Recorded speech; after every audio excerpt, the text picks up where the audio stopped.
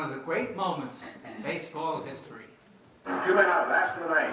The pitch swung on as a dry half for the right field corner. Henrik is going back. He can't get it. It's off the wall for a base hit. Here comes the tying run, and here comes the winning run.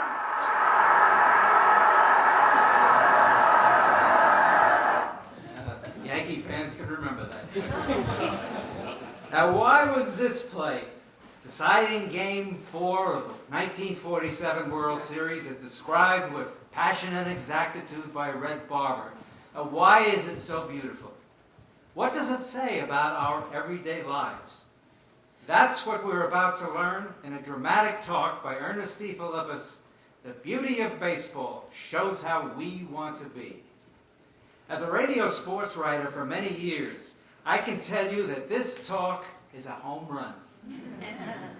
Mr. DeFilippis presented it last May at the Baseball Hall of Fame in Cooperstown as part of the 25th symposium, baseball symposium.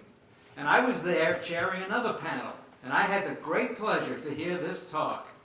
And I can tell you, right from the crack of the bat, the crowd was gripped hearing the explanation of why the game of baseball is beautiful, why it has captured the imaginations, the hearts of so many people. In fact, baseball is the subject of an exhibition now at the Metropolitan Museum of Art. Ernest DeFilippis is an aesthetic realism consultant who was a professional player himself in the St. Louis Cardinals organization. He's presented outstanding aesthetic realism seminar papers here, featuring the lives of such baseball greats as Ty Cobb, Lou Gehrig, and Mickey Mantle. So now I'm proud to introduce Ernest DeFilippis, who is joined by Deborah Tara. What is it about the game of baseball that thrills people, has them leap with joy when a ball sails over the left field fence or an outfielder throws a man out at the plate? The answer is in this principle stated by Eli Siegel, the American poet, critic, and founder of the education Aesthetic Realism. All beauty is a making one of opposites. And the making one of opposites is what we are going after in ourselves. Ever since the first time my father showed me how to swing a bat when I was 3, I've loved baseball. But it was when I began studying aesthetic realism that I understood why. Baseball, I learned, is a beautiful oneness of opposites. For example, self and world, near and far, wildness and order. Opposites we are trying to put together in ourselves. 1. Self and world. Hitting a baseball. Mickey Mantle once said, "You always know when you've hit one. There's that feeling when the bat makes contact with the ball," unquote. Why does a person feel so exhilarated as the bat he's holding in his hands solidly meets that ball? And what meaning does this have for the life of every person? To hit a ball well is to meet fairly what's not ourselves, reality in the form of that round sphere. It is a oneness of self and world. A good hitter has to want to know and meet whatever the pitcher may throw. A pitch ball can curve, can rise, drop, screw in, dance up and down, come in very fast, off speed, or slow.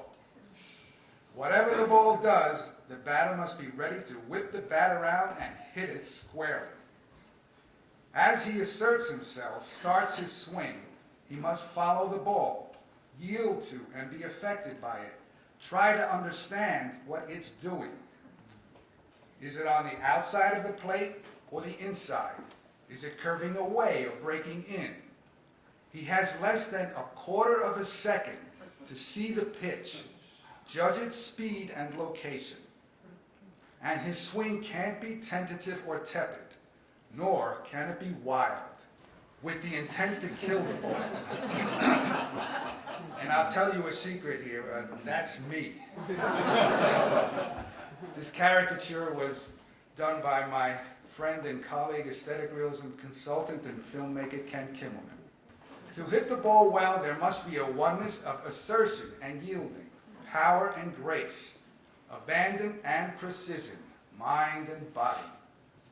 For example, in this photo, which captures Mickey Mantle just after he makes contact with the ball, you feel all his thought and energy. His powerful, compact bodily motion is, at that moment, completely engaged, focused on one thing, going out to merge with that ball. And when that happens, it makes that sound millions of people have loved, the crack of the bat. In an aesthetic realism class, Ellen Reese once said of this thrilling moment, Quote, "The crack of the bat is a tremendous thing. It is the utmost in the opposites of sameness and difference. Never were ball and bat more different, yet they almost become one. It's fight and friendship. They almost seem to merge, yet at that moment they seem to merge. It's the moment of utter againstness." Unquote. and as this happens, doesn't the world itself look more beautiful? But Mickey Mantle didn't know, as ball players and fans alike haven't, that what he did so well as a hitter was a guide to what he wanted to do in the rest of his life. To respect ourselves, feel strong and kind, we need to be energetically engaged with reality, interested in things, ready to see and meet fairly, the curves and fastballs, the complexities of life. Don't we want to have our whole self, not just 25% or 50% of us, accurately go out to the world and not be, as I once described myself, stuck in a dull, insulated capsule? Whatever form the world may take, whether it's a particular situation, an object, or the feelings of a person, don't we want to meet it fully, courageously? I know firsthand the answer is yes. The big debate in every person is between our deepest desire to respect the world, to know and understand it, or to have contempt for it. Aesthetic realism defines contempt as the false importance or glory from the lessening of things, not oneself. This debate goes on in every player, both on and off the field. And when a player is at his or her best, respect is the winner. For example, as a hitter, I wanted to meet whatever the pitcher threw, even if he threw a curve and I was expecting a fastball. I was excited by the suspense of not knowing what the pitch would be.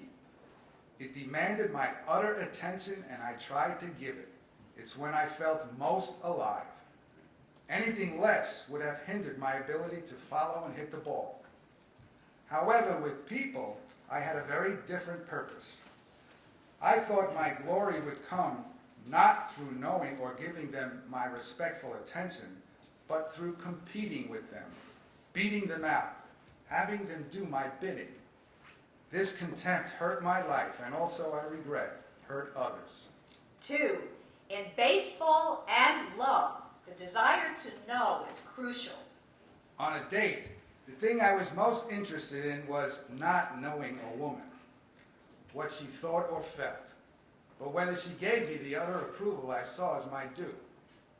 My notion of a good time was not to think too much, go dancing, maybe stop at a cafe, and then get to the high point of the evening, sex. If she surprised me with what I saw as a curveball, that is, she wanted to talk about things she was feeling, I'd get irritated. Rather than meeting with honest interest what she was hoping for from me, I saw her feelings as interfering with my plans.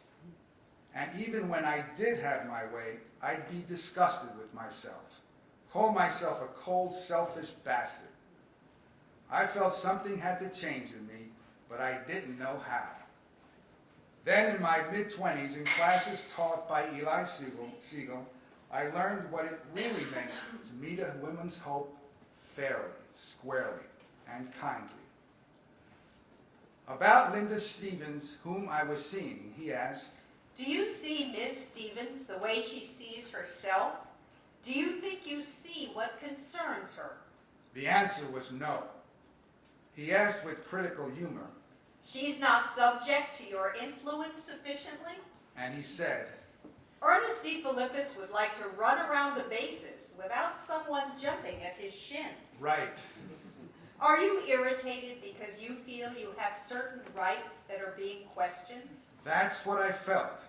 And Mr. Siegel explained, Ms. Stevens has taken for granted that you want her to be delivered to you without your going through all the critical work necessary, all the work of your getting her love or esteem. Will your desire to win be greater than your desire to understand? Will your desire to understand be greater than your impatience? I hope so. It's more important that Ms. Stevens believe in you than that you win. It's more important to have goodwill for her and be proud of it. Eli Siegel encouraged the best thing in me. He showed there was a bigger, more exciting victory I was after, one I could respect myself for, to have goodwill, which aesthetic realism defines as The desire to have something else stronger and more beautiful, for this desire makes oneself stronger and more beautiful. it is to be for the best thing in a person and against what weakens them. I began to distinguish between the two desires fighting in me, between ill will and goodwill, including on the ball field. The pitcher and batter, friendly combatants. I had seen the contest between pitcher and batter as a battle for superiority. If he strikes me out, he's better. If I got a hit, I'm better. I went from anger and humiliation to gloating. I hated myself for seeing people this way, but I also thought my competitive drive was my strength, had me play at my best. I was wrong. Ill will, the hope to be strong through the weakness of another, always weakens us, stifles our best possibilities in any field.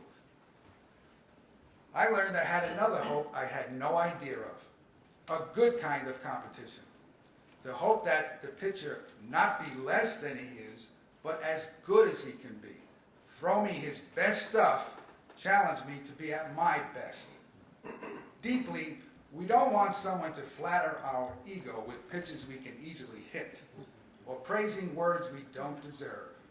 We want someone to oppose our smug complacency, demand we be better, encourage us to get to new heights.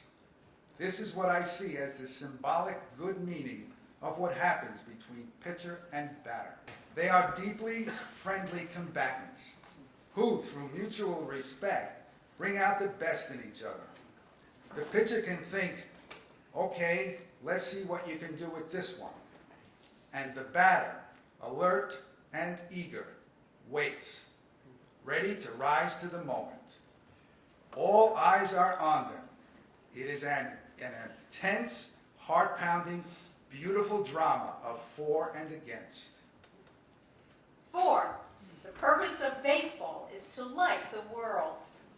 Both ball players and fans have not known this. Instead, many have felt what Mickey Mantle expressed when he said, "All I lived for was to play ball. When I played, there was no other world," unquote. I felt this too. There was my life on the diamond, which was exciting, where things seemed to make sense. Then the unending complexities of life off the field. My family, work, the everyday, persistent boredom. And then in an aesthetic realism class that took place some years after I had stopped playing baseball, Eli Siegel explained how I and many ball players, including Mickey Mantle, had used baseball when he said, You wanted the pure life, without some of the vexing questions domestic life brings up. and he further explained, You concentrated on baseball to the exclusion of other things. You want to give baseball a special, sacred niche. Baseball for you was your one means of justifying existence. he was so right, and I'm grateful he took baseball out of that special niche I had put it in, which was really an insult to its true beauty and cultural meaning. I learned that the greatest justification of existence is that it has a structure that's beautiful. It's a oneness of opposites. And baseball is a magnificent manifestation of that fact. If baseball itself were to speak, I believe it would say, use me to see the whole world better, to care more for people, to be kinder, more interested in things, more ethical. 5. Near and far, intimacy and wit. I'll now speak of other opposites that are beautifully won in baseball. 2 of these, which Mr. Siegel once said are central in the game, are near and far. The field is in the shape of a diamond. The beginning point is home plate.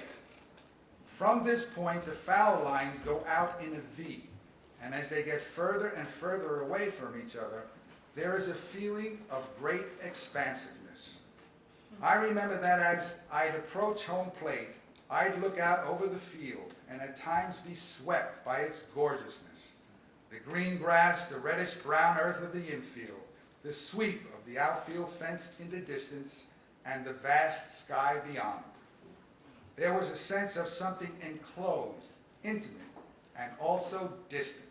The batter steps up to the plate, the pitcher winds up and throws the ball. The batter swings, connects, sends the ball deep into the outfield. There is that moment after contact is made when the ball is beginning its flight. What was near is now speeding somewhere in the distance, 400 feet away.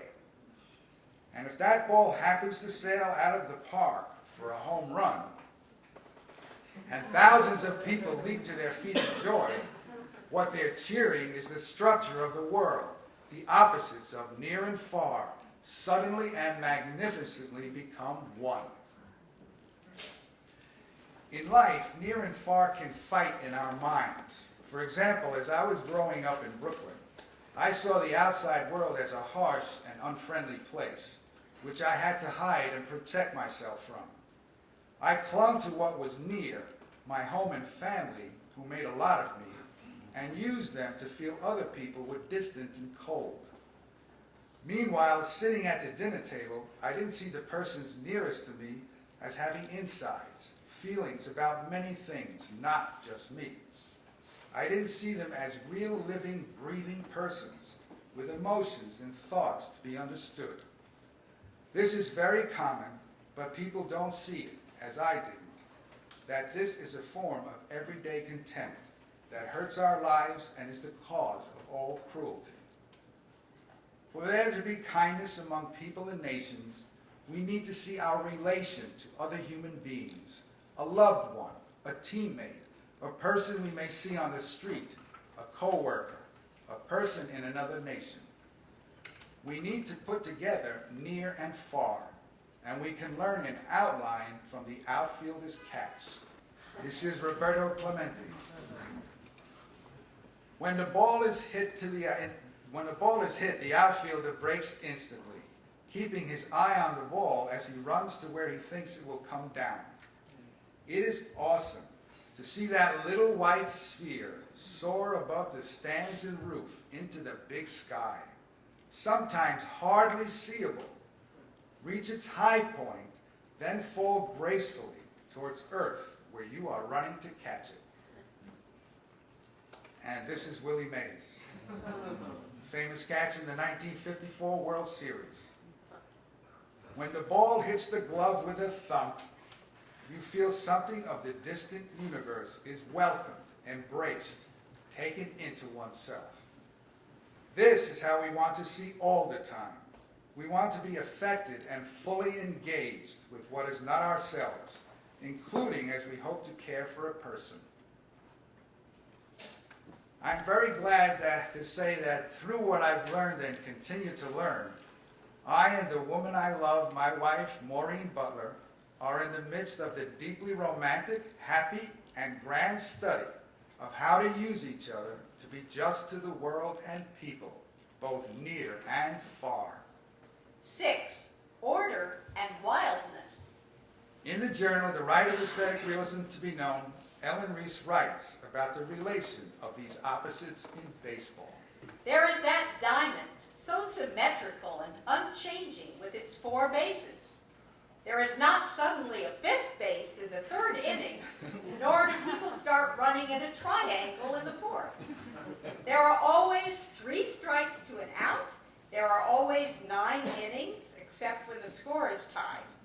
Yet baseball is beautiful because its order can suddenly be at one with wonderful chaos. A ball is going we know not where. People are running to field the ball.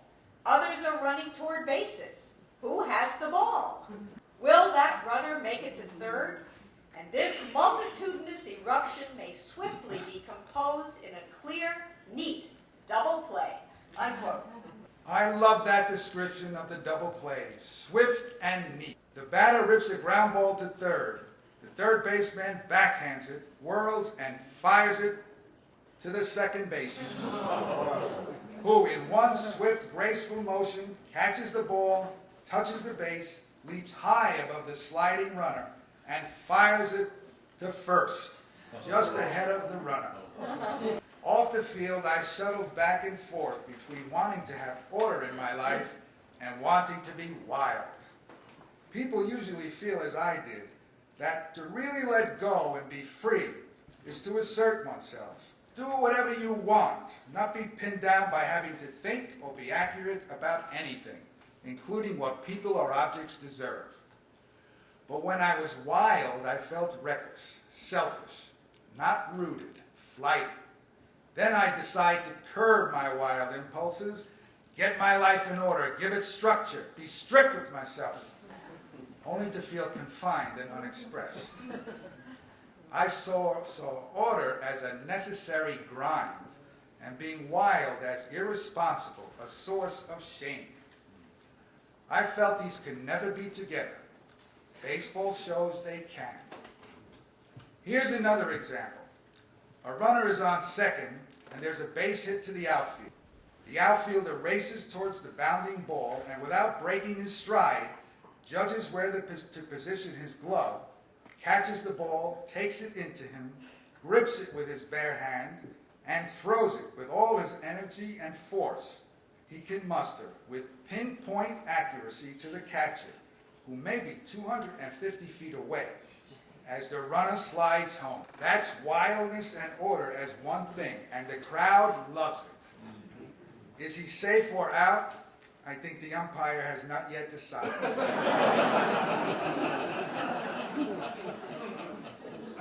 He's had many years to think about it.